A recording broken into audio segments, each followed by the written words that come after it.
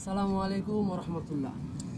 প্রিয় দর্শক শ্রোতা, আশা করি সবাই ভালো আছেন এবং আপনারা দেখছেন যে আমি স্মোকড ফিশের সাথে খাচ্ছি নারিকেল, যেটা এদেশের মানুষের একটি প্রিয় খাবার। এবং নারিকেলের সাথে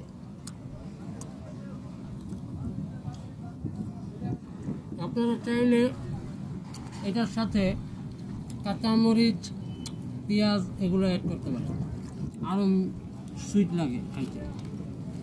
এই ধরনের মাছটা দেখেন,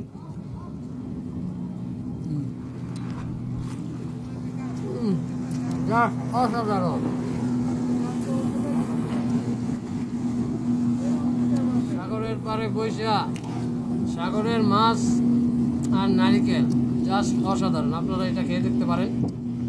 যারা মালদ্বীপে আছেন তারা অবশ্যই খাবেন।